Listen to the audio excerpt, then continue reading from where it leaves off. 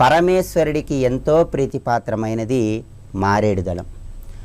మారేడు దళంలో మీరు జాగ్రత్తగా పరిశీలించినట్లయితే దానికి ఉన్నటువంటి 3 ఆకులు కూడా మనకి బ్రహ్మ విష్ణు మహేశ్వర తత్వానికి సంకేతంగా శాస్త్రాలలో వర్ణించారు. అసలు మారేడు చెట్టు ఎక్కడ ఉంటుందో అక్కడ లక్ష్మీదేవి స్థిర నివాసం ఏర్పాటు చేసుకుంటుందని మనకి శాస్త్రాలలో కూడా వర్ణించడం జరిగింది. అందుకే శ్రీ సూక్తంలో కూడా మనం లక్ష్మీదేవిని ఒక అద్భుతమైన శ్లోకంతో ప్రార్థిస్తాం.